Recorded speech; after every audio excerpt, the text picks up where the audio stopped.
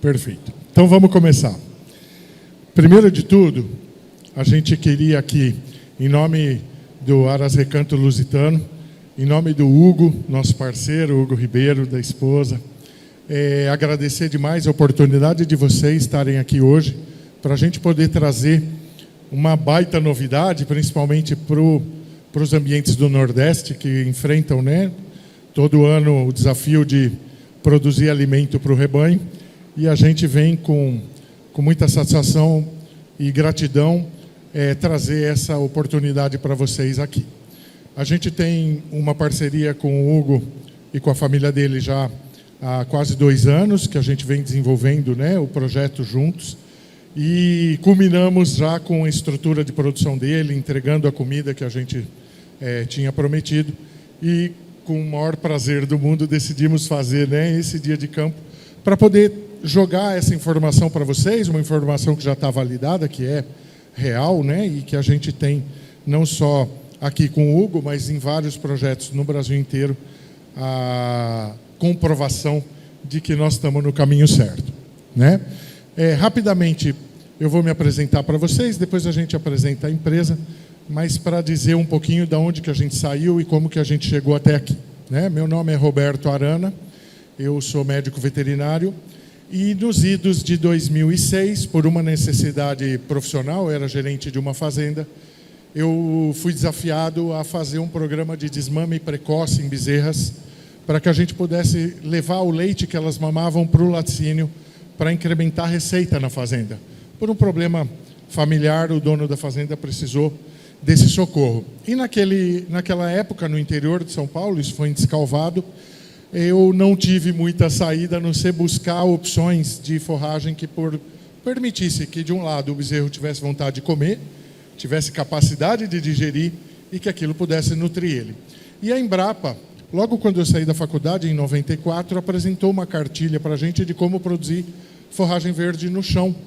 E eu imergi dentro desse conhecimento e durante 2 anos eu produzi intensivamente o milho hidropônico. Então, apesar disso ter mais foi em 2006, né? Nós estamos falando aí de praticamente 10 anos atrás, a gente tem hoje, 20 anos atrás, a gente tem hoje a satisfação de poder trazer para vocês aquele conceito que a Embrapa trouxe para nós, mas com tecnologia embarcada que permita a gente escalar, permita a gente dar conta de produzir e permita principalmente colocar São Pedro de férias para que ele não mais interfira, como é comum na agricultura tradicional ele fazer. Em 2020, então 2006 a 2008, eu produzi a forragem no chão, desmamei quase 2.000 bezerras desse jeito, e a partir daí, por conta das dificuldades inerentes ao clima e à mão de obra, eu desisti do negócio. Reconhecendo o valor da comida, entendendo o benefício que ela pode levar para o animal, mas a operação artesanal de fazer no chão me custou um trauma quase com relação principalmente à mão de obra, porque a gente precisa de 4 ou 6 regas por dia, e para você ter, principalmente de sábado e domingo, um funcionário disponível para essa rotina era praticamente impossível, e a partir daí eu desisti de seguir artesanalmente. De 2008 a 2020, no limbo, lembrando sempre da possibilidade de ter uma comida verde a qualquer época do ano, mas traumatizado pela dificuldade que era operar naquele modelo. Eu fui para a Alemanha num evento da empresa que eu era gerente e encontrei lá a tecnologia que a gente usa hoje, com esse modelo construtivo em andares, já com toda a parte de controles autônomos, ou seja, todas as dificuldades que eu tinha encontrado no começo estavam resolvidas a partir da tecnologia. Então, para mim, não foi novidade nenhuma quando eu reencontrei com a forragem verde, porque eu já conhecia, mas num modelo profissional, em condições de produzir escala, que eram os meus maiores limitantes na época. Então, apesar de ser uma grande novidade, a forragem verde hidropônica já está no Brasil há mais de 30 anos. Ok? E lá fora do Brasil, a empresa que me ajudou a consolidar o conhecimento que a gente trouxe para o Brasil, em 2020 ela estava no mercado atuando já exclusivamente com esse tipo de conhecimento há 12 anos. Então, na verdade, o brasileiro ficou pelo caminho, o conhecimento foi, as empresas avançaram e a gente, até por conta desse insucesso com o tapete hidropônico no chão, porque era muito difícil de escalar, a gente meio que ficou traumatizado em falar desse assunto. E depois de praticamente 20 anos, quando eu reencontrei, já com esse modelo que vocês vão ver aqui, tudo fez sentido, né? E as dificuldades que eu tinha encontrado operacionais, elas estavam resolvidas já com a tecnologia. Então vejam, apesar de ser uma novidade, isso aqui está no mercado há muito tempo, está consolidado, nós não estamos mais em busca de fazer validação de indicador produtivo, de ganho de peso, porque isso foi feito, os europeus fizeram, eles sabem fazer, eles fazem trabalho científico em excelência, porque eles têm universidades, centros de pesquisa, e já rodou tudo o que precisava para que desse, de fato, garantia para que a gente investisse o capital que foi investido para que essa tecnologia desembarcasse no Brasil. Não foi um chute, não foi um achômetro, foi uma realidade que já existe fora do Brasil e que a gente simplesmente trouxe para cá. Então, ninguém aqui vai testar nada, muito menos nós da Biofeed. A gente investiu um capital para acessar o conhecimento que já existia, estava disponível, né? E é isso que a gente quer transferir para vocês, agora com a nossa experiência brasileira, principalmente usando o milho como fonte primária, né, de germinação, coisa que na Europa não é muito comum, porque eles fazem álcool com o milho. Eles não usam para ração animal, maiormente vão usar aveia e cevada. Então, essa é a historinha que nos trouxe até aqui, né? E a Biofeed, que vai completar agora já, em 2026, 5 anos de mercado. A gente já tem uma experiência anterior, desde 2021, com produtores cultivando e fazendo ciclos pecuários. A gente começou com ovino, foi o nosso primeiro cliente. Depois migramos para gado de leite, depois gado de corte. Já chegamos em caprino. E os equinos, quando descobriram, né, o potencial que a gente tinha com relação à prevenção da cólica, principalmente, que é o maior dos traumas, né, da produção intensiva do equino, as coisas também se abriram, né? E lá em Brasília a gente tem uma unidade dentro da Granja do Torto, que é o Parque de Exposições de lá, que só produz forragem para equino. São 160 cavalos que estão hospedados nesse parque de exposições e que a gente tem como cliente, né? Então, o caminho já está feito, os pilotos já rodaram, as provas iniciais já aconteceram, os trabalhos científicos foram escritos. Nós temos hoje convênio com 5 Embrapas do Brasil e nós temos com mais de 10 universidades, todas com estagiário, que levaram adiante um trabalho científico e que vem ajudando a gente a escrever a história da forragem verde no Brasil. Basicamente olhando para o zebu, porque a única diferença que tem do que foi feito na Europa para cá é que a gente usa o zebu e eles usam o europeu. Então a gente está fazendo o caminho do zebu agora, tanto no Girolando, né, pensando no leite, quanto no próprio Nelore e no F1, né, nos cruzados que a gente tem acesso aqui. Ok? Mas nós estamos com isso consolidado. Isso é uma coisa que já acontece no mundo.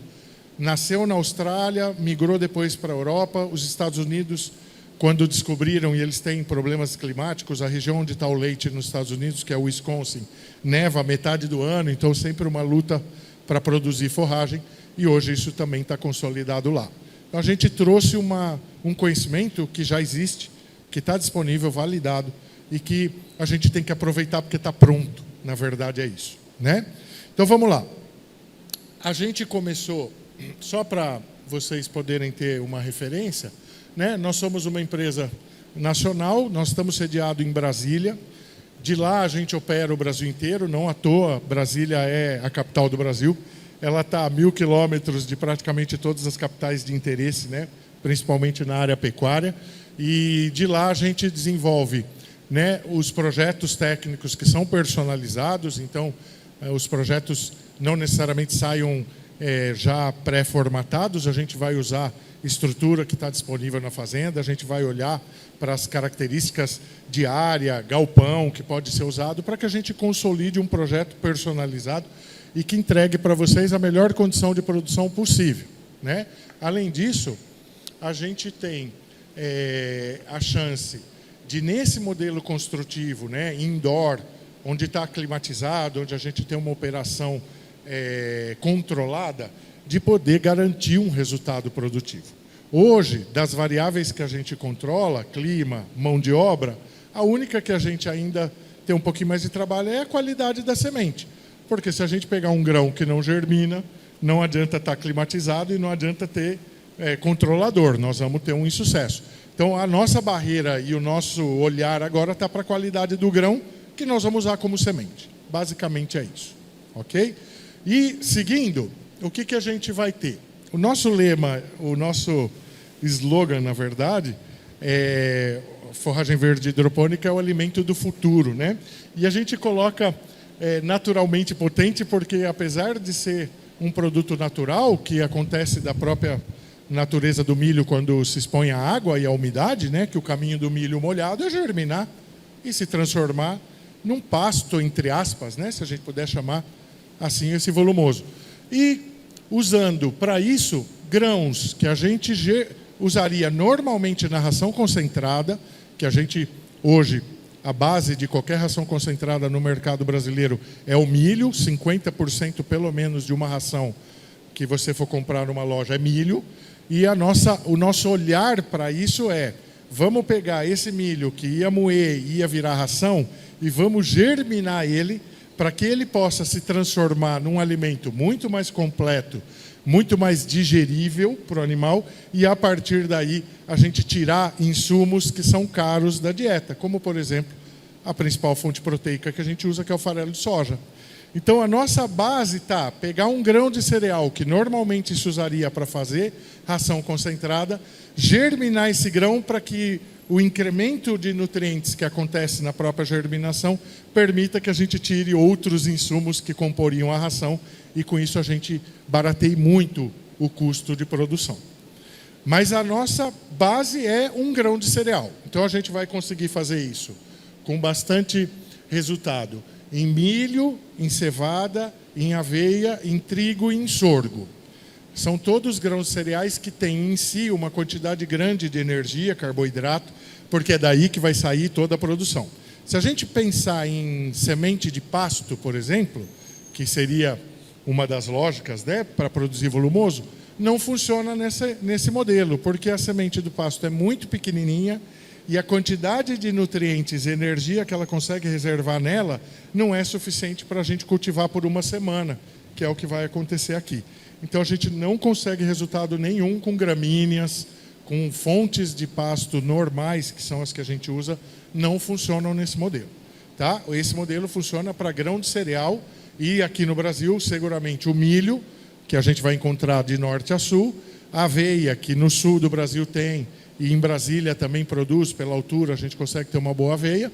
Trigo está mais restrito ao sul, né? Apesar de a gente também ter no centro-oeste alguma produção. E o sorgo, a cevada, está retida na mão das cervejeiras, então a gente tem dificuldade de acessar o grão. E o sorgo, que a gente desenvolveu por último esse conhecimento, começamos agora a produzir, tem dado bom resultado, e o sorgo também tem uma disponibilidade legal no Brasil.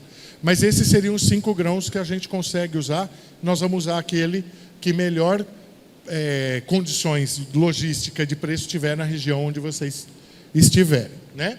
Nesse sentido, a gente germina em ambiente controlado, dando para a planta absolutamente tudo que seria o ideal de ambiente e de condições de manejo para que ela se desenvolva, e permita que em 7 dias de cultivo dentro do armário de produção, que efetivamente é o momento em que a gente planta, né? A partir daí, em 7 dias, a gente esteja com a comida absolutamente pronta para ir para o coxo.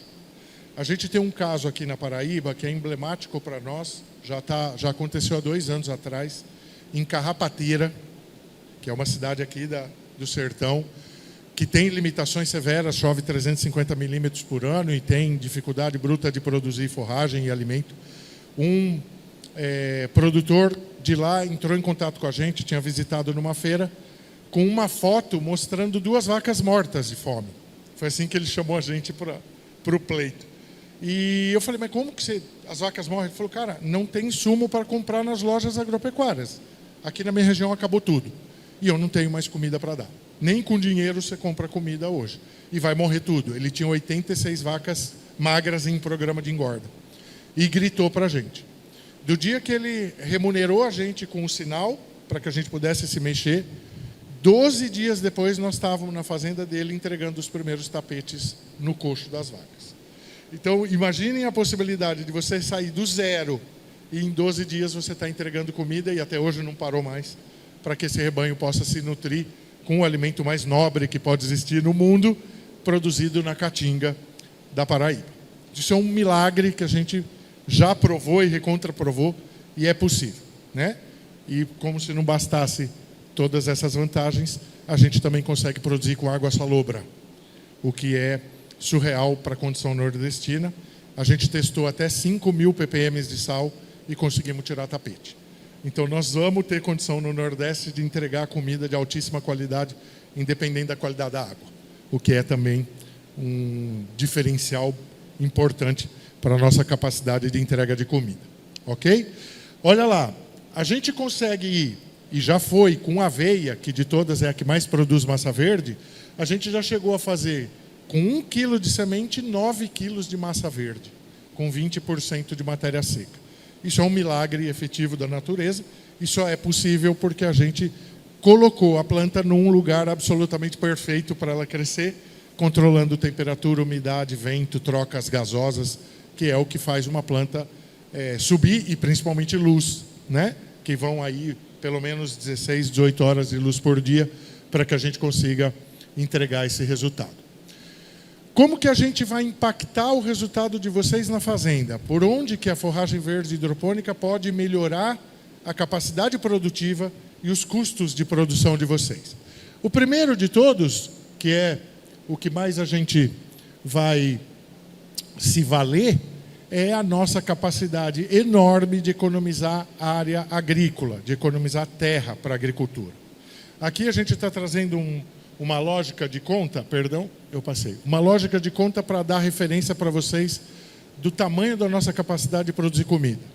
Se a gente pensar que a estrutura hoje que a gente tem no mercado, que vai produzir 5 toneladas por dia de comida, que entra num galpão de 16 por 24, exatamente igual ao que vocês estão vendo aqui, só que mais comprido, que teria aproximadamente 192 metros quadrados de área, ou seja, o terreno de uma casinha, a gente conseguir produzir 5 toneladas por dia.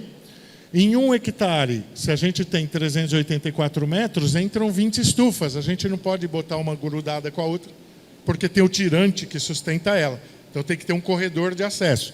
Entram 20. Cada estufa dessa faz 5 toneladas de verde por dia. Se a gente coloca 20 em 1 hectare, a gente consegue entregar 100 toneladas de verde por dia. Para vocês terem uma ideia de referência, 1 hectare de roça de milho para ensilar, a gente vai tirar aqui na Paraíba, no máximo 40 toneladas por ano de massa verde, por hectare. 40 toneladas. Nós estamos falando de tirar 100 por dia. De 40 toneladas por ano, tirar 100 por dia. Isso pode mudar a lógica pecuária, olhando para uma chácara, como é o nosso caso. Nós temos uma chácara de 4 hectares, que hoje, em ciclo de engorda de 90 dias, é capaz de engordar 1.000 animais por ano, numa chácara de 4 hectares, e a gente alimenta esse rebanho com uma estufa de 200 metros quadrados, que é metade dessa aqui. Então, imaginem vocês o potencial de qualquer chácara produtiva a partir dessa lógica de produção de comida. Então, muita chácara que era de veraneio, de passeio, passa a ter um aspecto importante da produção e poder entregar uma quantidade de comida que valha você ter um rebanho, né? E aí vale gado de leite, vale equinos, vale gado de corte, porque a gente não precisa de área para eles. A área que eles precisam para ficar confinado é muito pequena. O que a gente precisa é de área agrícola. E agora a gente não precisa mais. E isso vai fazer a diferença, porque esse mobilizado em terra é o que define você seguir na atividade ou parar, né? Hoje o gado de leite está estrangulado. Qual é a saída? Aumenta o rebanho. Como se aumenta o rebanho? Sem terra, para plantar a comida dele. Agora nós não temos mais esse limitante. né? Quantas estufas dessa a gente poderia botar aqui no sítio do Hugo? 30, se quisesse. E poderíamos ter um confinamento aqui explosivo, né? E então, a lógica pecuária que definia taxa de lotação definida a partir da área agrícola que você tem, não serve mais para referência nossa. Porque você não precisa mais de área agrícola para ter um rebanho imenso, né? Estivemos a semana passada num cliente em Santa Catarina, tem um galpão de 265 metros de comprimento por 40 de largura, tem condições de engordar 2.400 bois simultâneos debaixo do teto, e a gente, para entregar comida para esse rebanho, precisa de 2.000 metros quadrados de estufa, para botar comida para 2.400 boi adulto em terminação. Então, vocês imaginem o quanto a gente pode avançar. Esse rebanho precisaria provavelmente de umas 400, 500 hectares de terra para fazer o volumoso que ele ia comer. E isso pode ser o decisor de sucesso ou prejuízo na atividade, porque o imobilizado em terra é o que a gente mais onera hoje, né, um processo produtivo. E como se não bastasse fazer 36.500 toneladas de comida por ano em 1 hectare, a gente consegue a matéria seca nessa forragem igual a que o milho para ensilar tem, só que para a gente colocar um milho para ensilar, em ponto de corte para ensilar, são de 90 a 100 dias de roça. E o ponto de corte é quando ele chega a 30, 32% de matéria seca. A gente vai chegar com 30, 32% de matéria seca com 7 dias. A roça de milho tradicional precisa de 100 dias. Então, olha a diferença de ciclo produtivo, e nós vamos fazer 52 safras por ano, o que é absolutamente surreal, e por isso que a gente chega a entregar 11.000 toneladas de matéria seca por ano em 1 hectare, o que é suficiente para recriar 10.000 novilhos ou para tirar leite de 5.000 vacas de alta produção, com 1 hectare de área agrícola. Então, percebam que a gente está diante de um cenário que vai revolucionar o pequeno produtor, vai revolucionar a agricultura familiar e seguramente os grandes projetos que são impactados hoje pelo valor da comida e da terra. Ok? Depois, outros aspectos da produção e dos recursos naturais que a gente vai atacar. A economia de água, o nosso sistema é fechado, então a água vem, faz a rega da planta, cai numa calha, volta para um sistema de filtragem e deposita na caixa d'água de novo para a gente retomar a próxima rega. Então, 100% da água é reciclada. A gente perde muito pouca água no processo, só na fase que tem aspersão, que são 2 dias dentro da estrutura, e o resto é por inundação, onde a gente preserva todo o conteúdo de água que a gente colocou, e ele é renovado, ele tem uma cauda de fertilizante, e é renovado, então muitas vezes essa água vai voltar adubada para a planta, o que permite, para vocês terem uma ideia, a gente, para produzir 1 tonelada de milho verde para ensilar, precisa chover na roça, durante 100 dias, 200.000 litros de água, para fazer 1 tonelada de milho verde para ensilar. A gente vai fazer 1 tonelada de milho hidropônico com 1.000 litros de água. De 200.000 para 1.000. Essa é a diferença que a gente tem da lógica natural para nós. Claro que na natureza, 95% dessa água que choveu vai infiltrar e vai se perder, não vai ser usada nem sequer pela planta.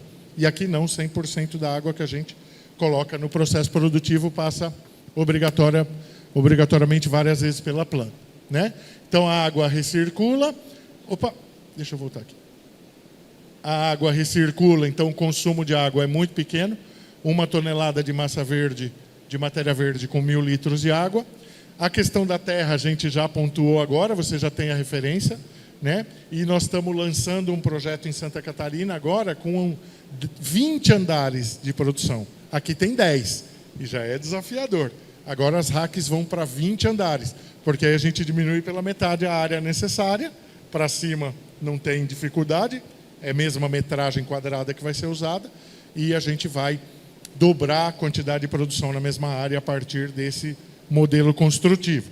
Então a gente já vem com essa novidade também para as produções a partir desse ano, as entregas desse ano, elas poderão, se houver pé direito suficiente para isso, terem 20 andares. Aqui, por exemplo, a gente teria condição de ter os armários com 20 andares sem dificuldade, né?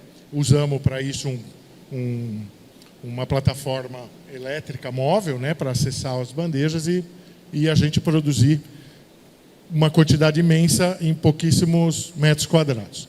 Além disso, a gente foge dos insumos que são dolarizados, então a gente não tem impacto do diesel, nós não precisamos de implemento agrícola e nem trator para absolutamente nada, a gente não usa defensivo agrícola, é um ciclo de produção de 7 dias que não dá tempo de praga nenhuma chegar, e a gente usa pouquíssimo adubo químico. É um cheiro do que seria o adubo usado na roça. Então a gente acaba tendo uma economia grande nos implementos e na logística de produção agrícola do que seria a agricultura tradicional, né? O que facilita muito, porque hoje a gente produz comida com uma bota 7 léguas ou um chinelo havaiana no pé. E não precisa de mais nada do que isso para a gente chegar à produção, né? Depois, outras coisas que vão ser fundamentais, né? Isso aqui é uma planta em Botirama, está em funcionamento aqui na Bahia, né? Interior da Bahia, é uma região que chove 600, 700 milímetros por ano. E a gente tem uma estufa de produção já há 2 anos e meio lá, já está indo para o 4º ciclo pecuário. Eles são vizinhos do frigorífico, parede com parede. A boiada sai no corredor e vai para o frigorífico a pé, para vocês terem uma ideia. E a gente vem acompanhando, né, não só o programa de ganho de peso, mas o resultado dos animais no frigorífico, e tem sido sensacional. Nesse caso, Nelore, né, gado branco, com um resultado muito expressivo. Nós tiramos o último lote comendo 10 quilos de tapete por dia, que de custo sai mais ou menos R$ 3,50, a gente conseguiu fazer 1 quilo de peso vivo por boi, né? O que é surreal se você comparar com uma dieta de ração e silagem, provavelmente seria a lógica, né? Então a gente consegue muito. E nesse caso, como nós estamos num ambiente vedado, climatizado, a gente controla a iluminação, nós podemos chegar a 18 horas por dia, a gente controla a temperatura do galpão a partir do sistema de climatização, que também é controlado pelo controlador. A gente vai ter a ventilação forçada, que puxa o ar, então isso aqui é um exaustor, não é um ventilador, né? Ele está puxando o ar de dentro para fora, e ao fazer isso, o ar é obrigado a passar por uma placa evaporativa, uma colmeia de água, que faz a troca de calor. E a gente consegue resfriar o galpão, como vocês viram aqui, com baixíssimo consumo elétrico e muita eficiência.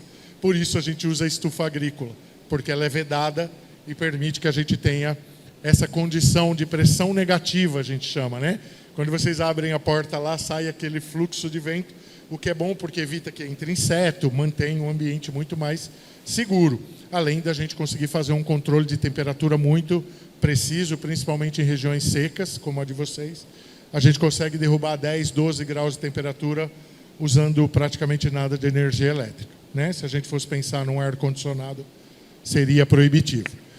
Depois, as trocas de ar, então, ao mesmo tempo que nós estamos resfriando, nós estamos injetando uma quantidade de oxigênio imensa dentro da planta, o que favorece naturalmente o crescimento, e todas as regas que também são controladas pelo controlador e que não tem perigo aí de o peão, esqueci de regar, esqueci de apagar a luz, eu esqueci de acender a luz, esqueci de ligar o ventilador, nada. Tudo isso é feito com automação.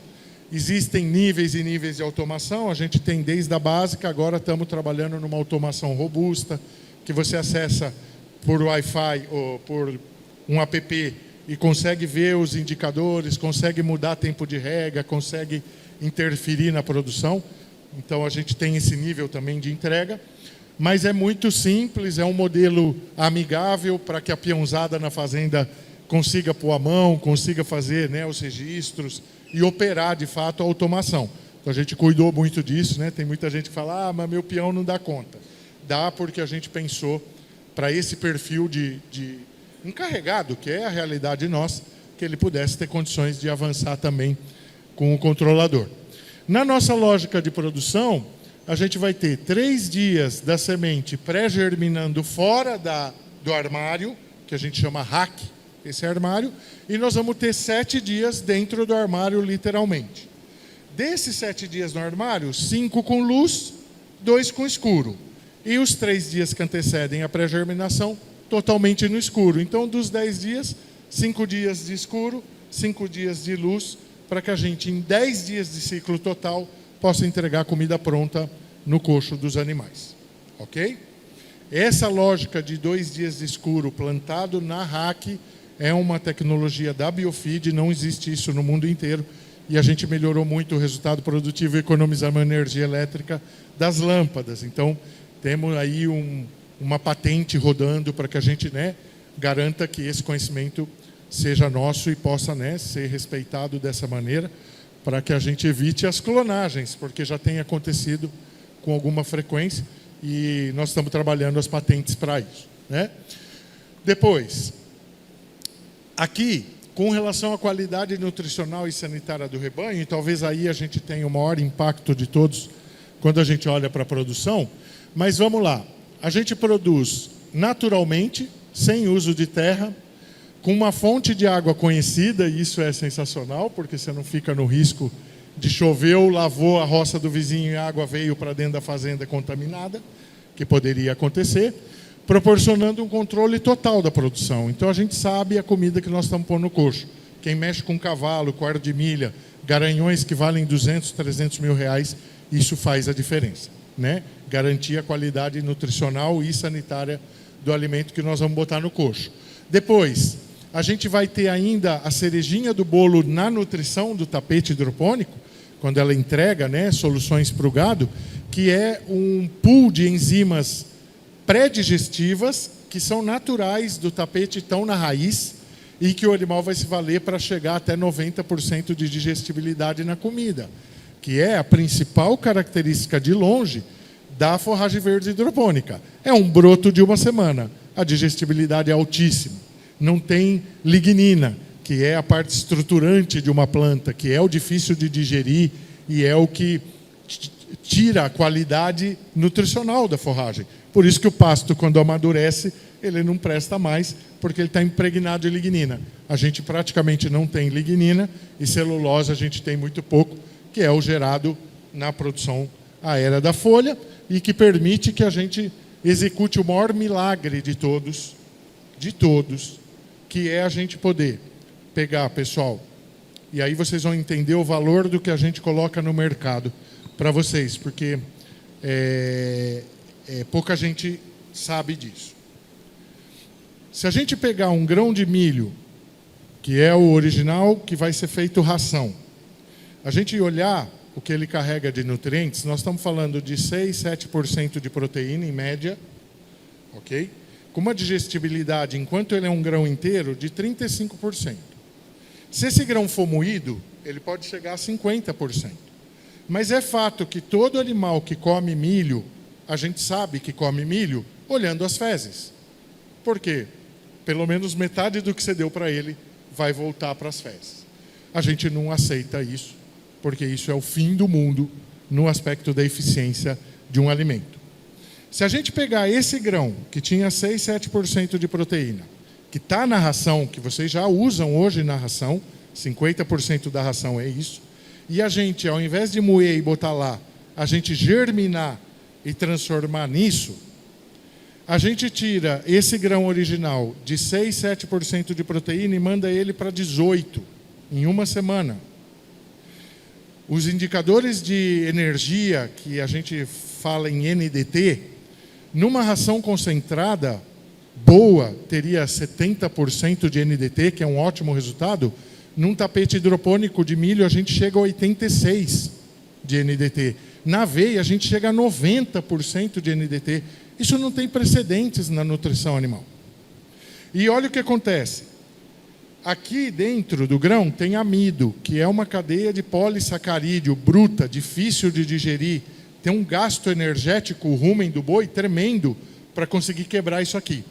O processo de germinação natural quebra isso, para ir tirando essas grandes cadeias de carboidrato e transformando em açúcar simples, transformando em glicose, frutose e sacarose, que está disponível para o animal aproveitar prontamente. Então, parte da energia que o gado ia gastar para quebrar o carboidrato, a germinação fez. E ao disponibilizar o monossacarídeo para que a planta faça a folha está baseada em hidratos de carbono, que é proteína pura. Então a gente pega um grão lotado de amido e transforma num alimento proteico, usando como fonte energética a luz para fazer isso. Todos os agrônomos que encontraram com a gente até hoje questionam. Se você não põe adubo, porque a calda que a gente põe são macro e microminerais, não tem NPK. Se a gente não põe adubo, como é que você pode fabricar matéria seca a partir da água? Porque a água só faz água. A água não faz nada que não seja água. Mas a luz faz. E a gente se apoia na luz, por isso que a gente vai com 18 horas de luz por dia, para que a gente possa converter o máximo de amido em proteína. E se metade do que tinha de grão, de milho, numa ração, a gente não botar mais em grão e a gente germinar, nós vamos produzir a proteína bruta para você tirar a soja da ração. E aí a gente vai poder ter a chance, dependendo do perfil de cada animal produtivo, de nem sequer usar a ração mais. Porque isso aqui é uma ração verde de altíssima digestibilidade e que a gente consegue produzir a partir do amido, o que é o maior milagre da tecnologia, porque historicamente, para você transformar amido em proteína, você tinha que dar milho para o boi e comer o bife dele. Ou você dava milho para a vaca e tomava o leite dela. Era o único jeito de converter, porque quem convertia era o rumen. Agora a gente converte numa máquina. Então o que a gente está disponibilizando para vocês? Uma máquina para fabricar proteína verde de alta digestibilidade, incrivelmente palatável, a partir de um grão de amido, que pode ser milho, aveia, cevada, trigo, que é barato, comparado com a soja, que é da onde a gente vai tirar a fonte proteica nossa. Ok? Deu para pegar aqui a essência do que é que a gente oferece? Porque nós estamos entregando para vocês forragem, ou estamos entregando volumoso? Não, nós estamos entregando proteína bruta com altíssima digestibilidade. Eu vou dar um indicador para vocês poderem fazer a conta fácil. Em 20 quilos de tapete hidropônico de milho, a gente tira 972 gramas de proteína bruta digerível. Em 20 quilos de tapete. A R$ 3,50 ou a 35 centavos o quilo, que custa para a gente produzir em Brasília, aqui 40 centavos. Se a gente pensar nessa lógica, 20 quilos de tapete a 40 centavos o quilo, R$ 8,00. Ok? E nós estamos entregando 972 gramas de proteína bruta digerível. Para entregar essa mesma quantidade de proteína bruta digerível com ração comercial, com 22% de proteína, que é uma ração top, nós teríamos que colocar no coxo 8 quilos por dia para o animal receber a mesma quantidade que ele receberia em 20 quilos de tapete. 8 quilos de ração a R$ 2,40 o quilo, R$ 2,50 o quilo, nós estamos falando de R$ 18,00. Ou seja, nós vamos sair de 7,8 para 18. A nossa capacidade de economia é de 50% no mínimo, entregando a mesma quantidade de nutrientes que estão na ração. O que vocês acham que o boi prefere ou a vaca prefere comer? Isso aqui ou ração? E aí tem um impacto do bem-estar do animal, tem um impacto da capacidade dele e a palatabilidade que isso tem para ele comer a quantidade que a gente quiser. Então nós não temos limitação de consumo e a gente pode, a partir daí, entregar a melhor proteína que tem no mercado e a mais barata que está disponível hoje, que seria essa.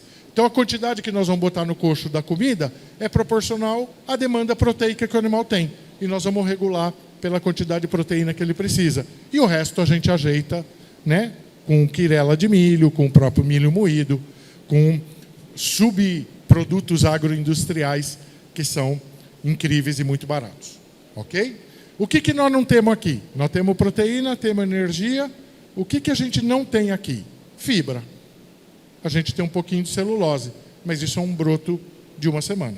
Então, se a gente não tem fibra, obrigatoriamente nós vamos trazer a fibra para o coxo. Mas a fibra não precisa ter nutrientes. Não faltam nutrientes no tapete, falta fibra. Então, todos os subprodutos, e aqui para vocês, indiscutivelmente, o bagaço de cana hidrolisado, que é sensacional para misturar com isso aqui, mais o sal mineral, e ter uma dieta total incrível, que vai engordar muito e vai dar muito leite. Porque aqui está o segredo, né, de uma nutrição de altíssima qualidade com uma entrega de digestibilidade tremenda. Para vocês terem uma ideia, nós temos 240 novilhas, Cenepal Nelore engorda. Você vai nos piquetes e você não encontra fezes. A gente nunca rapou os piquetes. Tem 2 anos que o gado está lá. Por quê? Porque a quantidade que elas defecam é muito pouca. Porque tudo foi aproveitado. Basicamente, elas defecam a fibra que a gente pôs adicional, que é, no nosso caso, silagem, que poderia ser capiaçu, palha de arroz, palha de aveia, o próprio bagaço, né? Mas o que ela vai botar de dejeto é basicamente a fibra, porque o que está aqui ela vai digerir inteiro. Vocês nunca vão ver um grão de milho no esterco, nunca. O que seria lógico se a gente pensasse numa dieta de grão inteiro, por exemplo, né, que é comum hoje na engorda. Ok? Então, aqui a gente tem o nosso maior valor, né, onde a gente entrega o nosso maior benefício, né? E pela primeira vez nós vamos poder fazer o boi verde, ou a vaca de leite verde. Chegou o momento em que a gente pode operacionalizar isso de verdade e efetivamente entregar um animal, né, que se alimenta de forma natural e olha para esse mercado do futuro incrível, né, da sustentabilidade, inclusive da acreditação de carbono. Vocês não imaginam que uma estufa dessa sequestra de carbono e o que ela pode remunerar em recursos a partir do sequestro de carbono. Nós estamos estudando exatamente nesse momento isso. Os primeiros números apareceram e é inacreditável. Provavelmente a gente vai ganhar mais dinheiro com o sequestro de carbono do que vendendo o tapete hidropônico. Ok? Porque aí há uma oportunidade real de sequestrar muito. São 52 safras por ano, né? E quando você cresce uma planta é quando você mais sequestra, né? Então a gente tem uma chance excelente aí de entregar uma comida, né, sem precedentes. Depois, a gente não precisa de implemento agrícola. Nós não vamos precisar de técnico, nós não vamos precisar de tratorista, nós não vamos precisar de auxiliar de agricultura, nós não vamos precisar de trator, nós não vamos precisar de mecânico, nós não vamos precisar de implementos agrícolas. Aqui tem uma lista, né, daquilo que obrigatoriamente a gente teria que ter para fazer 1 hectare de roça, se quisesse. Trator, arado, o primeiro, arado, grade, calcalhadeira, plantadeira, colhedeira, subsolador, nada disso. A gente vai usar. Então você tem um dispêndio de capital muito menor, né, para produzir a comida e um manejo, né, de produção muito simples. Esse aqui é o menino que cuida lá em Botirama. Ele é responsável pela produção quase 2 toneladas de comida por dia, sozinho, ele com uma moça, e acabam, né, operacionalizando a estrutura de produção com a chinela havaiana dele. A linha de coxo está a 8 metros da porta do galpão, ele vai na carriolinha, passa o trato, libera o gado, 200 bois engorda, está indo para o 4º ciclo já, com um baita resultado, 2 pessoas dentro da estufa, num lugar que chove 600 milímetros, que é muito desafiador para você fazer um ciclo pecuário de 12 meses, né? Então estamos aí desmistificando de alguma maneira, né, essa lógica. Depois, a automação por controlador, é o que a gente já falou, né? A gente vai regular a temperatura, iluminação, ventilação, exaustão, as regas, tudo isso está baseado num painel de controle que a gente entrega junto com as estruturas. Aqui um pouco das relações produtivas, né? O máximo que a gente tirou da aveia, 1 quilo de aveia fez 9 quilos de massa verde, matéria verde, original. 1 quilo de milho, chegamos a 7.600, a melhor semente que a gente usou até hoje. A cevada chega a 1:5, o trigo chega a 1:6. O que a gente usa com mais volume hoje? Milho e aveia. O milho, para dar referência para vocês, o resultado produtivo, a conversão dele está baseada em cima do que ele germinou. Então, se a semente germina 60%, 70%, nós vamos fazer 1:4. É o mínimo possível, porque abaixo disso não vale a pena usar essa semente. A gente procura outra, ok? 1:4. Se a gente germinar de 70% a 80%, a gente faz 1:5. Se a gente germinar de 80% a 90%, a gente faz 1:6. Se a gente germinar de 90% a 100% da semente, a gente faz 1:7. Então, a relação produtiva é diretamente ligada à quantidade de grão germinado. Então, qual é a semente boa? É aquela que germina. Como que nós vamos saber? Testando. Não tem outro jeito.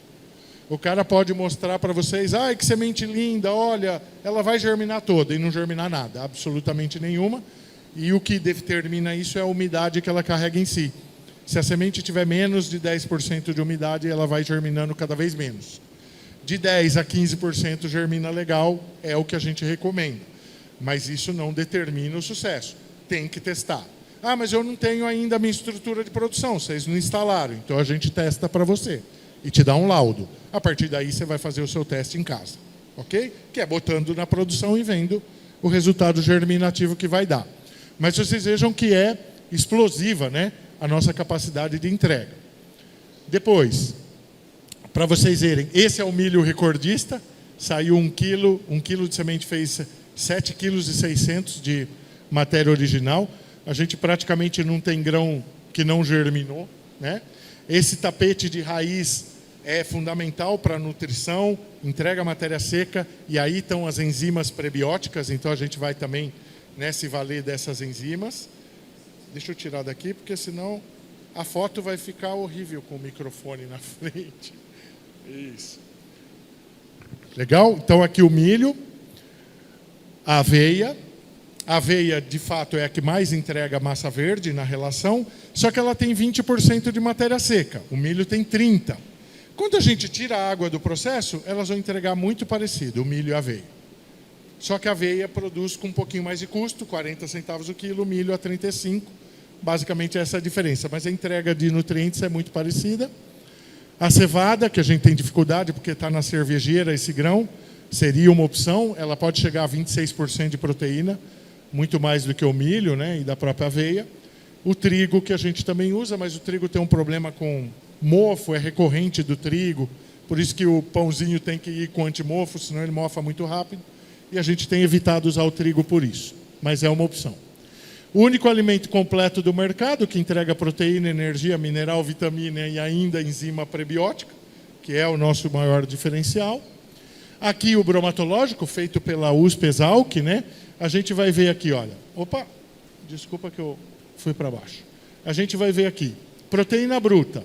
Aveia com 20,5%. Cevada, 26%. Incrível na produção de proteína, mas nós temos dificuldade de localizar o grão. O milho com 18,29%. O trigo com 18,99%. Você vê, nenhum com menos de 18% de proteína. Se a gente pensar numa ração boa, comercial, uma ração de 18% de proteína é uma ração excelente, né? Então nós teríamos aí entre 18 e 26. Depois nós vamos ter matéria seca, ó, aveia com 20, cevada com 20, o milho só na água. Eu esqueci de falar para vocês, pessoal, esse resultado é cultivado 100% água, não tem nenhum tipo de adubação, tá? Aí a gente vai com 26 de matéria seca no milho e 28 no trigo.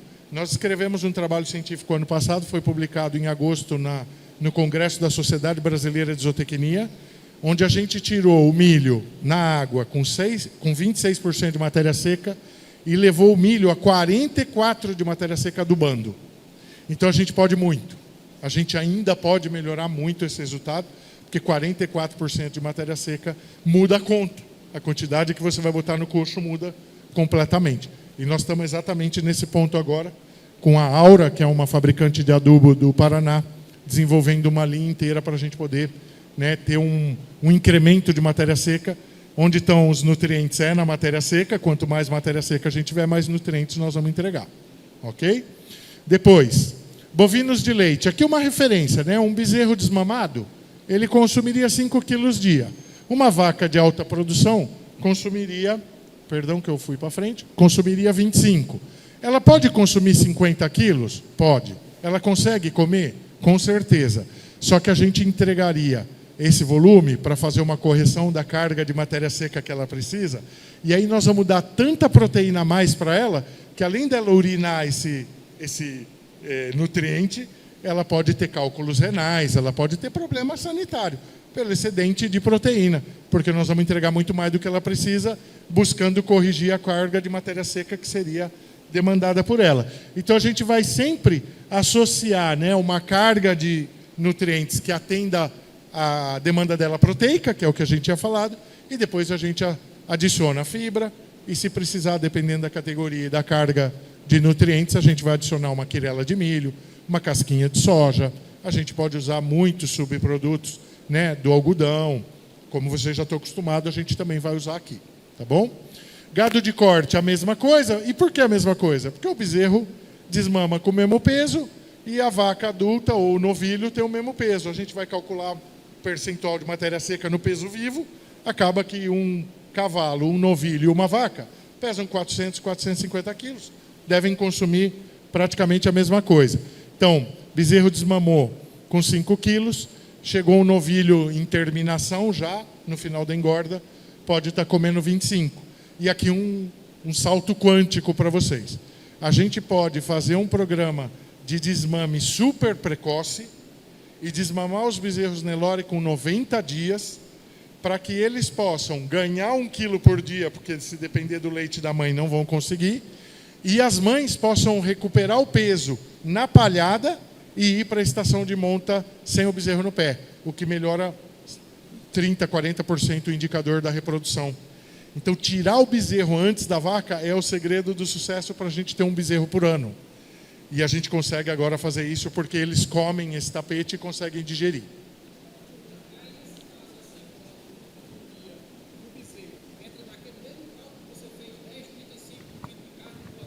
Mesmo cálculo. Mesmo. Para um bezerro, por exemplo, se a gente pensar esse bezerro... Repete, pode repetir. Repete no microfone. Desculpa. Na questão daquele cálculo que você fez 10,35 1 quilo no terminação, se o bezerro, depois do desmame, ele também entra no mesmo cálculo, 10,35 1 quilo. O mesmo cálculo. Tá? E o que determina essa quantidade? A quantidade de proteína bruta digerível que ele vai precisar. Porque nós vamos suprir toda a quantidade de proteína que ele precisa com o tapete hidropônico. Por quê? Porque é a proteína bruta digerível mais barata que tem no mercado. Hoje não existe uma proteína bruta mais barata que essa, eu vou mostrar para vocês já. Pode ir. Você tem esse cálculo de convenção também para o caprino e para o suíno dentro da... Eu já vou mostrar para vocês. Caprino, ovino, suíno. Tá? Então, olha lá. Mesma coisa aqui da vaca de leite pelo peso vivo, né? Que ele vai ser muito parecido. Depois, equinos. A gente vai com um pouquinho menos de carga aqui no equino, porque o equino precisa, de fato, de nutrientes, principalmente aminoácidos, e que a gente obrigatoriamente vai ter que trazer via um concentrado. Só que a quantidade de concentrado que esse equino come pode cair pela metade ou mais. Então a gente não vai chegar a 25 quilos no cavalo atleta, apesar dele querer comer sem dificuldade, porque a gente vai ter que adicionar uma parte do concentrado. O que a gente conseguiu já?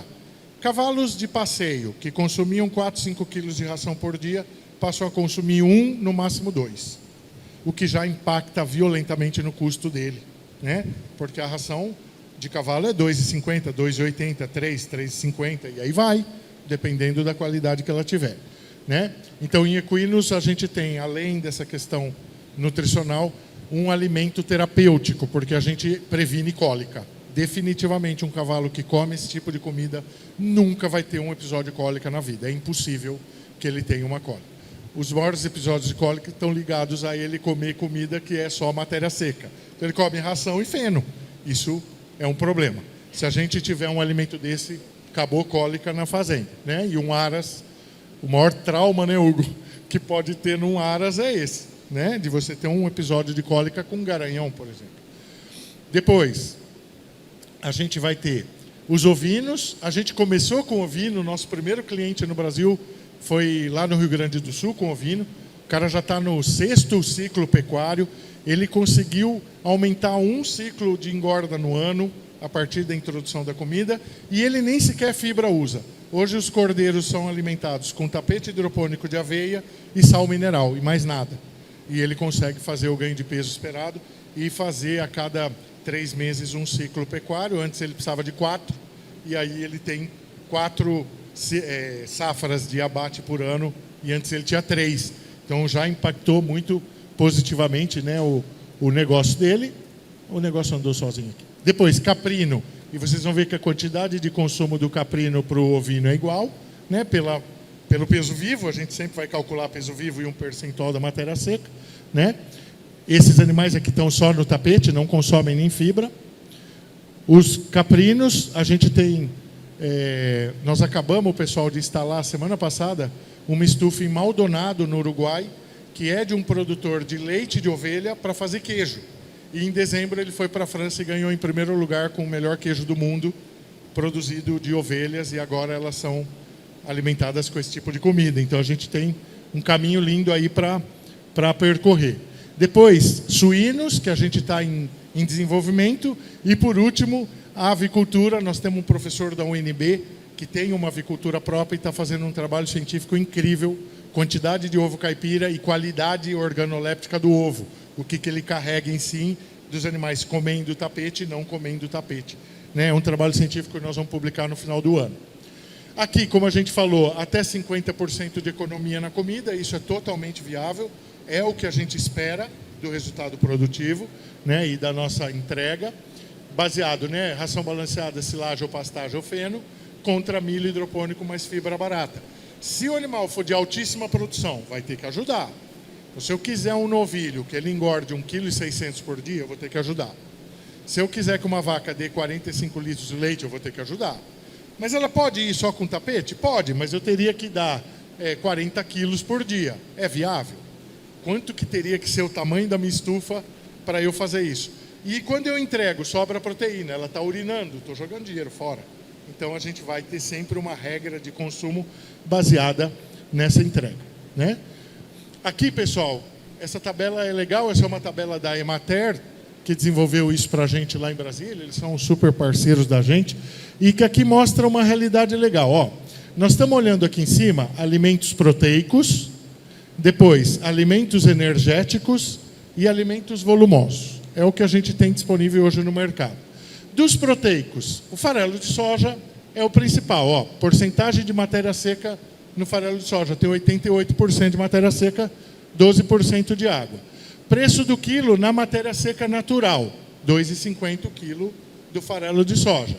Preço por quilo de matéria seca, como ele tem 12% de umidade, de R$ 2,50 vai para R$ 2,84 o quilo da matéria seca. Quanto custa o quilo da proteína bruta na matéria seca? Vai custar R$ 51. O quilo da proteína bruta na matéria seca.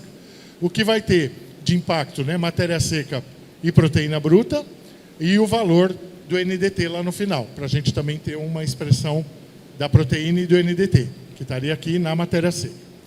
Olha a diferença, pessoal.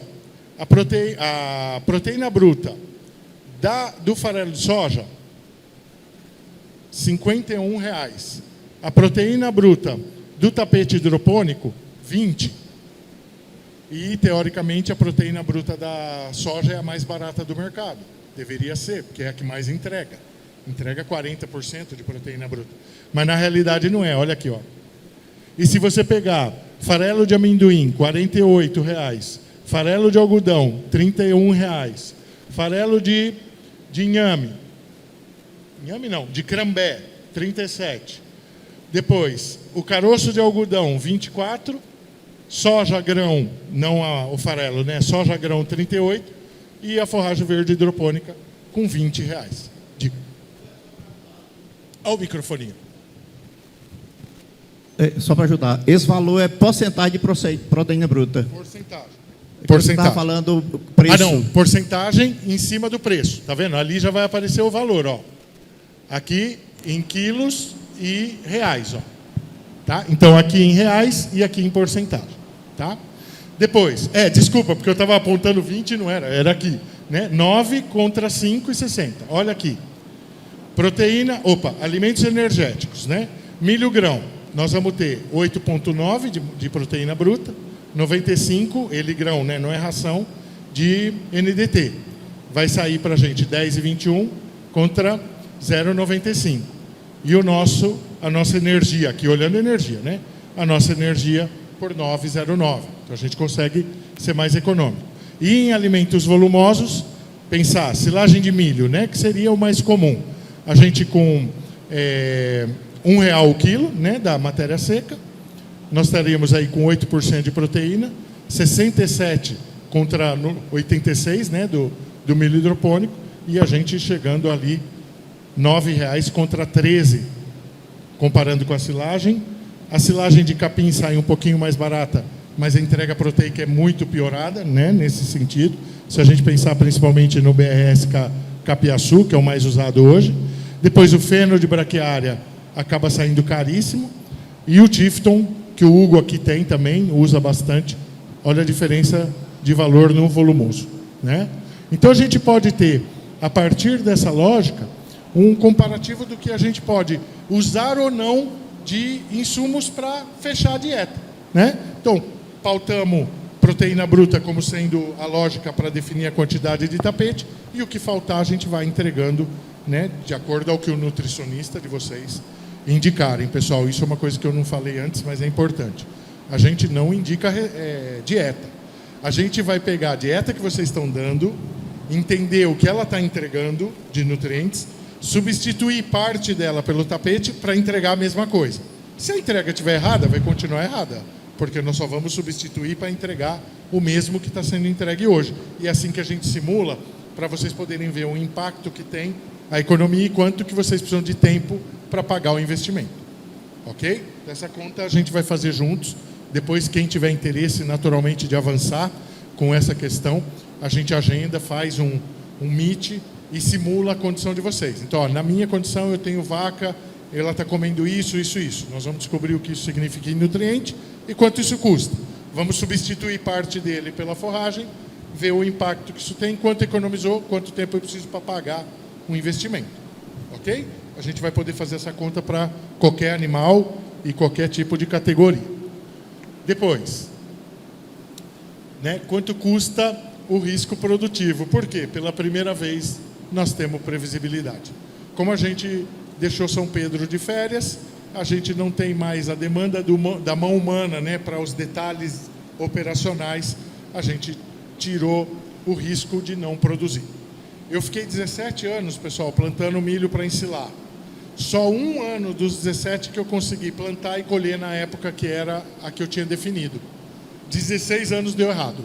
Ou eu plantei na hora errada, ou eu colhi na hora errada, ou eu plantei e colhi na hora errada. O resultado nunca é bom. E como que você foge desse risco? É inerente ao meio ambiente, você não tem controle sobre isso. E aí você está no risco. Agora não. A gente consegue controlar, né, a produção, a regularidade na entrega e o padrão de qualidade nutricional, e com isso a gente ter previsibilidade. Não tem perigo mais de faltar comida. Principalmente aqui no inverno, ou no verão, né? Que falta, a ponto, como nós vimos lá do Washington, morrer animal de fome, porque não tinha como comprar comida. Não é que não tinha dinheiro para comprar, não tinha comida disponível no mercado mais, né? Eu acho que no interior aqui é comum isso acontecer, pelo que o próprio Washington falou, e a gente tira isso com a mão, né? Para que vocês possam produzir com assertividade. E agora, por fim, pessoal, os modelos de galpão produtivo. Isso aqui é a nossa propriedade. Nós temos 4 hectares lá em Brasília. Essa estufa aqui e essa estufa aqui já estão prontas. Ok? Esse é o conjunto de estufas que entra para completar 1 hectare de terra. Deste bloco aqui, saem 100 toneladas de comida por dia, que seriam suficientes para a gente engordar 10 mil novilhos em recria. Ok? Dessa área aqui. Aqui nós temos mais 1 hectare com 6 piquetes, onde a gente tem hoje 250 animais confinados. E esses 250 animais confinados se alimentam com o que a gente produz nessa metade aqui, ó. Na metade de uma estufa é toda a produção destinada a esse rebanho. Isso aqui tem 200 metros quadrados e a gente consegue entregar comida para 250 animais. Depois nós temos curral, praça de alimentação, e essa estrutura aqui, pessoal, produzindo forragem verde para alimentar um biodigestor, para a gente padronizar a biomassa e poder produzir metano, energia elétrica e biocombustível a partir do tapete hidropônico, o que mostra para vocês que nós não estamos diante só de uma questão nutricional. Nós estamos diante de uma fonte de energia que pode virar combustível e pode virar energia elétrica, e tem tecnologia. Tecnologia está sendo desenvolvida para a gente poder entregar isso junto inclusive com as estruturas, além da fotovoltaica que a gente também usa para diminuir o custo, né, da carga elétrica e baratear o preço do tapete. Tá? Aqui, rapidamente, nós vamos ter estruturas plug and play. Elas são muito fáceis de montar, elas vão dentro de uma tenda piramidal. Nós vamos ter ou com 150 quilos de produção dia, ou com 300 quilos de produção dia, dentro dessa estufa. Esse mês nós entregamos 2 de 300 quilos, uma em Santa Catarina e uma em São Paulo, ou minto, 3, 2 de 200 quilos e uma de 150. As 2 de 300, Santa Catarina e Rio Grande do Sul, e uma de 150 em São Paulo, às 200 metros da hípica de Interlagos, onde o proprietário de 6 cavalos de hipismo clássico adquiriu essa estrutura e está colocando para rodar lá, para fornecer para os animais atletas. Né? Depois nós vamos ter projetos de 600 quilos, é esse do Hugo, exatamente igual ao que vocês vão ver aqui. E aí saltamos para 1.000, 2.000, 3.000, 4.000, 5.000, 6.000, em conjuntos de estufa que vão flutuar entre 8 por 24 até 24 por 30, para a gente alocar toda a quantidade de produção aí dentro. Ok? Então a gente... o nosso projeto original era Capiaçu aqui, né? Tá vendo? Aquele slide já está com a estufa de biodigestor. Então, aqui vocês veem que a área que nós vamos precisar para fazer a produção é muito pequena. A área útil, né, de estufa é muito pouco para a gente poder produzir quantidades enormes de comida. E aí o layout, como vocês vão ver aqui do Hugo está assim, tem uma fileira de armário e uma área vazia onde a gente pré-germina. Amanhã o Hugo vai aumentar e botar mais uma fileira de armário aqui. Já estamos negociando para essa ampliação, né? E assim vai ser todas as outras, né? Mais compridas ou mais largas, mas sempre respeitando esse modelo, né? Aqui ela completa, tá vendo? E assim nós vamos enchendo para poder chegar até 6.000 quilos, que seria o que entra debaixo de uma estufa. Ah, mas e se eu quiser 12.000 quilos? São 2 estufas, porque aí a gente controla a parte sanitária. Se entrar uma doença de um lado, você preserva o outro. E isso é importante para a gente segurar, né, principalmente o fungo que pode acontecer, que é o mofo, que basicamente é o que a gente tem de problema sanitário, que em geral também está vinculado a uma semente que não germina bem, porque se andar tudo bem, nem isso a gente tem, né? A gente passa bem tranquilo com relação ao mofo. E aí nós terminamos, pessoal, para trazer rapidamente esse conteúdo para vocês. Aqui estão os principais indicadores que vão colocar a gente em condição de fazer conta. Por quê? Vocês estão dando comida para o rebanho. Se vocês sabem o que é que o rebanho come e quanto isso custa, nós podemos interagir com vocês para substituir tudo ou parte dessa mistura e entender quanto que isso vai impactar na conta de vocês. A partir daí, com a economia do ano em comida, a gente olhar para o investimento e entender quanto que vocês vão precisar de tempo para pagar. Em geral, projetos de 600 quilos, eles se pagam em 2 anos e meio, no máximo 3, usando a própria economia de comida para isso, né? Vamos fazer um cenário aqui rápido, só para dar uma noção para vocês do impacto que isso pode ter. Se a gente pegar a maior estufa, que é de 6 toneladas, né? E a gente imaginar que 6.000 quilos, se eu dividir isso por 20 quilos, que seriam bois em terminação, ou ainda, para ficar mais na conta, 10 quilos, que seriam animais em recria de 1 ano, a gente conseguiria alimentar 600 animais, ok? Se a gente pegar 600 animais e conseguir economizar 5, 6 reais por dia, nós já falamos que está próximo a 10. Hoje o custo de engorda de um boi desse está em 16, 17 reais, a média CPEA. A gente vai fazer isso com 8, 9. Vamos dizer que a gente economize 6 reais. 600 animais vezes 6 reais por dia, vezes 365 dias. A gente economiza 1.314.000 por ano. Essa estrutura, ela pronta, instalada, funcionando, com a equipe treinada, ela vai sair por 3 milhões. A gente paga em 2 anos e 3 meses o investimento só com economia de comida. Se a gente incluir o aumento produtivo, se a gente incluir a tirada da área que está imobilizada, porque você vai liberar quanto de área agrícola? Aí você pode arrendar, você pode fazer um condomínio de casa, você não vai precisar mais fazer silagem. Então, quanto você libera de área agrícola? Quanto que você economiza de comida? Quanto que você melhora a produtividade do animal? Quanto você tira de estresse digestivo de cima dele, que vai impactar na saúde, vai melhorar a mastite, vai melhorar problema digestivo, vai melhorar problema de casco. Fala, mas o que tem uma coisa a ver? Tem nutrição, sistema imune, se tiver ok, o bicho não tem frieira.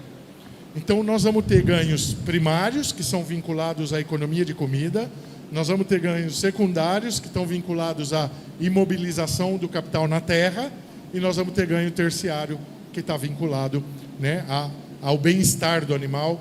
A gente, nesse aspecto, queria aproveitar que nós estamos aqui na presença do Richard para agradecer o que ele tem feito por nós nessa parceria, e a gente fez questão de trazer ele aqui, porque a bandeira que o Richard levanta é essa, né? É de vamos olhar para a pecuária como um negócio profissional, mas lembrando que nós somos os que mais são sustentáveis, os que mais são ecológicos, e que a pecuária depende disso, né?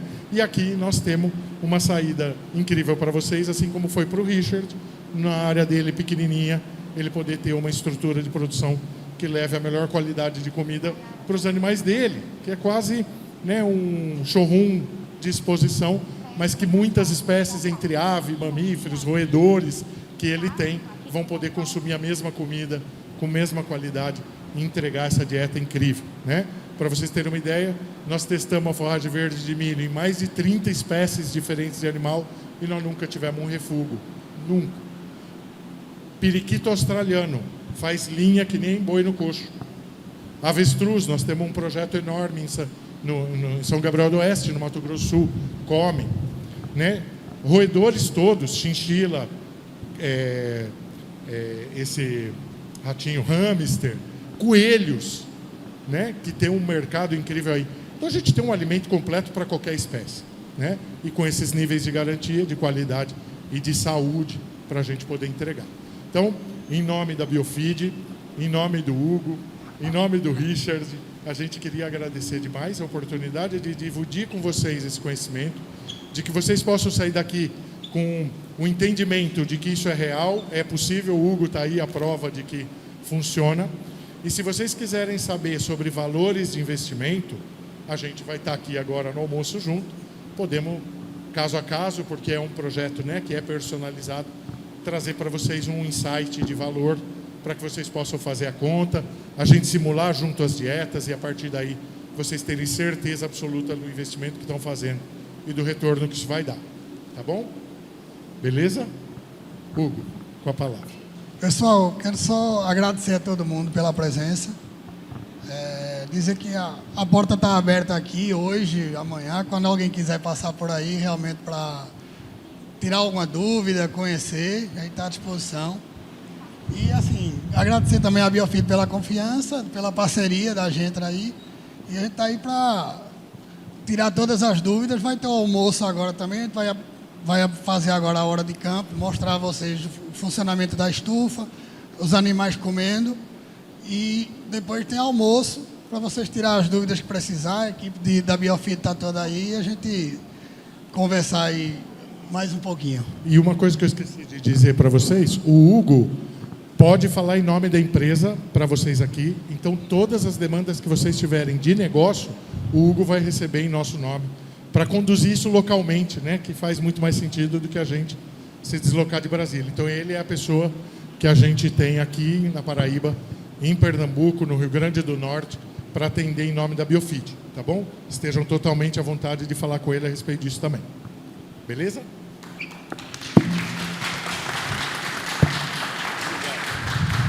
Obrigado. E um cálculo bem rápido que eu fiz aqui do ovino, né, pelo que você me passou aí, trabalhando em uma tabela de 35, aí dividiu para 10, que dá 0,350 de peso. Isso. Aí trabalhando dentro desse cálculo e com a realidade do nosso preço aqui de 19, a economia fica de mais de R$5 por... Mais de 5. Fica mais de R$5 do cordeiro na nossa região, né? Você imagina isso num lote de 1.000 no ano? Entendeu? Que impactos pode ter? Exatamente, a economia é gritante. Foi um cálculo bem rápido que eu fiz aqui pelo que você me passou. Ótimo o seu depoimento, porque aí está balizado nos valores daqui, né? Do grão daqui e tal. E é isso, pessoal. Esse é o resultado que a gente tem encontrado nos nossos clientes. é assim que a gente tem entregue, né, para eles não só a economia, como a melhor comida que pode existir para uma criação no mundo, que é essa aqui. Ok? Quer uma palavrinha, Richard? Tudo bem? Beleza, boa tarde. Aliás, bom dia, né? Ainda não é boa tarde.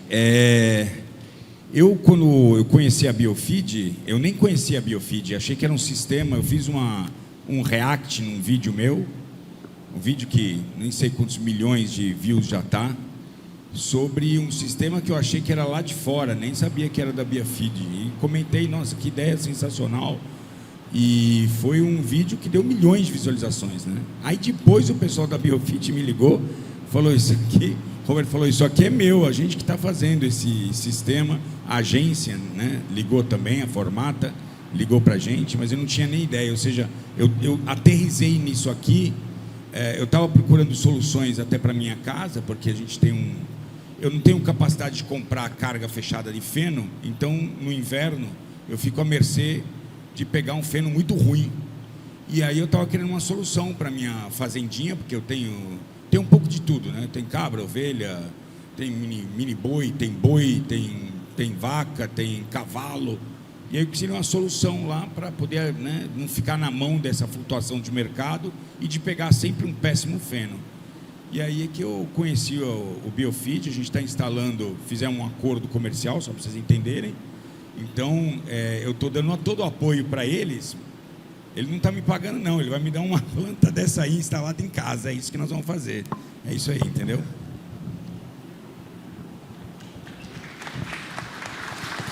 Muito bom, pessoal. A gente ficou muito feliz o dia que nós vimos a postagem do Richard, porque ele fez um chamamento público, né?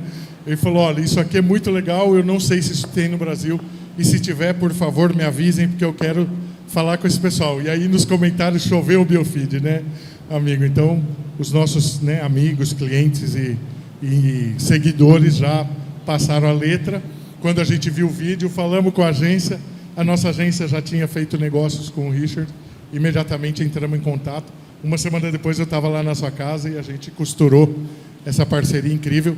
O que o Richard fez por nós, como ele disse, é surreal. Nós temos postagem com ele que tiveram 2 milhões de visualizações, que geraram para a gente 800, 900 contatos em uma semana.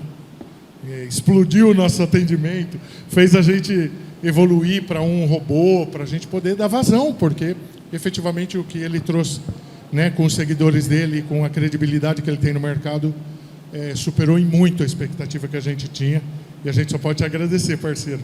Tá bom? Estamos juntos nessa, e se Deus quiser estaremos no próximo ano também. Tá bom, pessoal?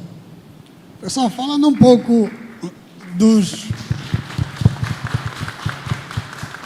Falando um pouco da minha experiência aqui, assim, a gente que está no Nordeste, a gente sabe que a dificuldade que a gente vem tendo de calor, hoje chove, amanhã não chove, esse ano começou a chover já quase em maio. E assim, o que eu realmente vi, um potencial muito grande aqui, é você ter uma previsibilidade de tudo que você está tendo de custo e de entrega diária. Então, assim, aqui eu não tenho mais, eu sei realmente quanto cada animal está me dando de custo, quanto cada animal está produzindo, o aumento de produção que eu tive nas vacas de leite, que ficou em cima de 20%, 25% a mais, você diminui totalmente o estresse do animal, a qualidade do score. Então, você vê que realmente você tem um retorno muito grande, principalmente isso. Assim, se hoje você vai comprar um quilo de milho no inverno a 40 centavos, 45, chega agora o verão, se apertar, chega a R$1. Então, a gente que trabalha com limite de preço, com limite das coisas toda hora, quando isso acontece, desmantela tudo, né? O lucro do ano vai-se embora, né? Então, para mim, isso aí foi o que realmente me cativou muito e deu realmente o resultado para que eu tenha um controle e realmente tenha a previsibilidade de quanto eu estou investindo, se vale a pena ou se não vale a pena. Então, com isso, eu consegui realmente ter esse cálculo na planilha. Ótimo, Hugo. E o Hugo apoiou a gente desde o começo, está com a gente desde o começo, né? E estamos já negociando a ampliação dele para que ele possa introduzir para os equinos, e aí nós vamos começar com aveia aqui também, né? Para os equinos já chegaram as primeiras amostras para teste. E daqui para frente nós vamos trabalhar com milho e aveia também, introduzindo os equinos na dieta. Roberto, vamos mostrar agora a coisa funcionando. Vamos que o lá pessoal para o deve tá galpão, a querendo gente vai para o realmente, galpão né? e depois a gente vai ver as vacas rapidinho. E vamos aproveitar aí, tem almoço ainda, fiquem à vontade.